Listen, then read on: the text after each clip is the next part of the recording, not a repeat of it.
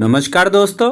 इस वीडियो में मैं आप लोगों से बात करूंगा आज की कुछ इंपॉर्टेंट अपडेट के बारे में जो कि आप लोगों को अभी मार्केट में आते हुए देखने को मिल रहे हैं और इनका इम्पैक्ट आप लोगों को कल के रेट में देखने को मिलेगा। तो क्या न्यूज़ है, क्या अपडेट है, सब कुछ यहाँ पर मैं आप लोगों से डिटेल में डिस्कस करूंगा। तो इस वीडियो को आप लोग पूरा देखना, ध्यान से देखना।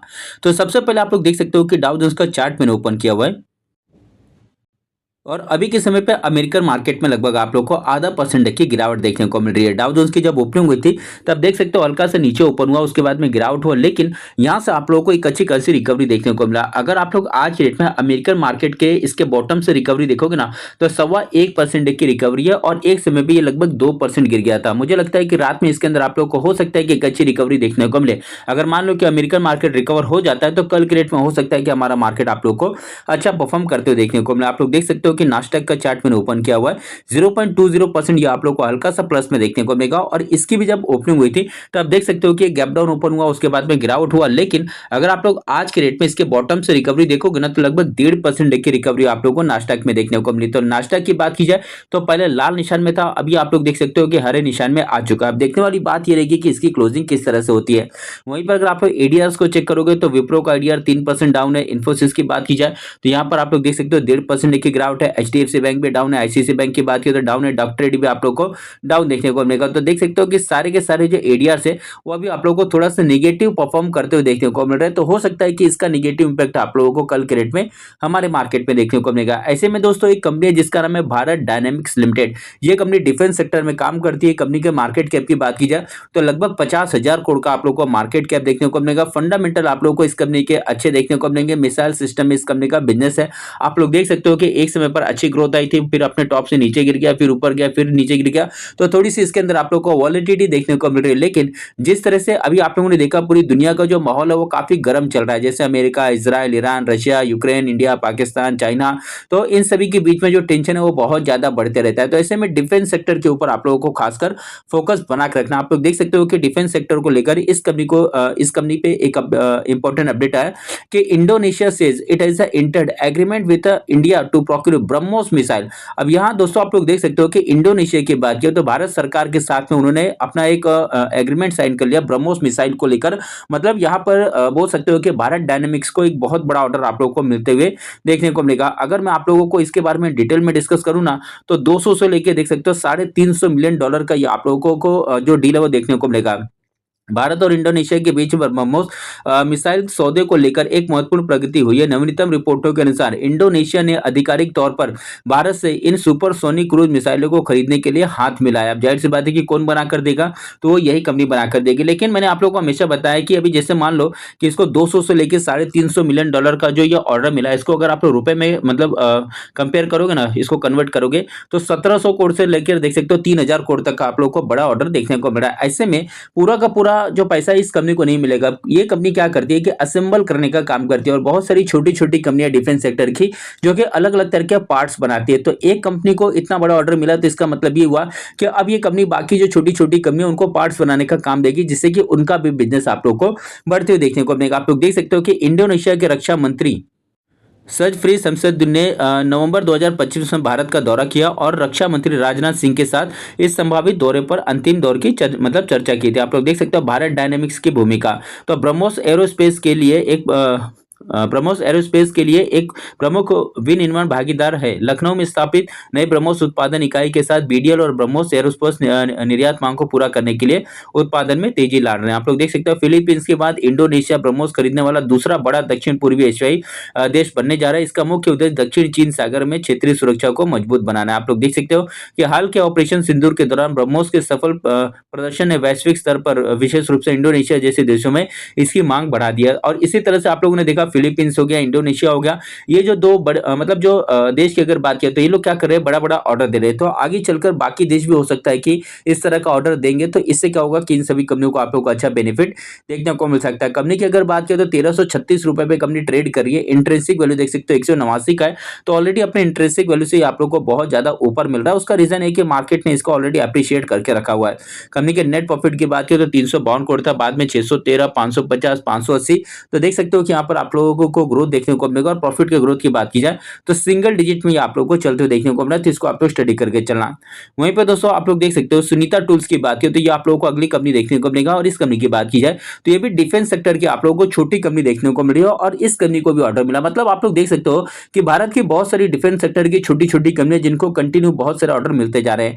इसका ग्राफ देखोगे तो एक समय पर इसमें मतलब ये बहुत ज्यादा नीचे था, बाद में ऊपर चला, काफी समय तक वोलेटाइल था। आप लोग देख सकते हो कि फिर इसने अपना सपोर्ट लिया, सपोर्ट के बाद में आप लोग को शॉर्ट टर्म में एक अच्छी रिकवरी देखने को मिली। अपने ऐप के ऊपर रेगुलर मैं आप लोगों से इस कंपनी के बारे में डिस्कस करते रहता हूं। 583 करोड़ का आप लोग को इसका मार्केट कैप देखने को मिलेगा। छोटी कंपनी आप लोग देख सकते हो कि Sunita tool get full advance payment for supply 155 M107 empty shell prototype for NATO sales agreement. दोस्तों आप लोग देख सकते हो कि इनको पूरी तरीके से जो पूरा अमाउंट वो मिल गया। आप लोग देखो कि रुपीज 576 करोड़ का भारी डिफेंस ऑर्डर कंपनी को हाल ही में लगभग 576 करोड़ का एक बड़ा डिफेंस ऑर्डर मिला हुआ। अब इस कंपनी का अगर आप लोग मार्केट कैप देखोगे तो 583 करोड़ का इसका मार्केट कैप है। ऑर्डर कितने का मिला? 576। मतलब कि जितना इसका मार्केट कैप है उतना ही इस कंपनी को ऑर्डर पे मिला हुआ है। तो एक छोटी कंपनी के हिसाब से देखा जाए तो बहुत बड़ा ऑर्डर है और ये भी मतलब पूरा का पूरा पैसा एडवांस में मिल गया। आप लोग सोचो कि कितनी बड़ी बात है इस कंपनी के लिए।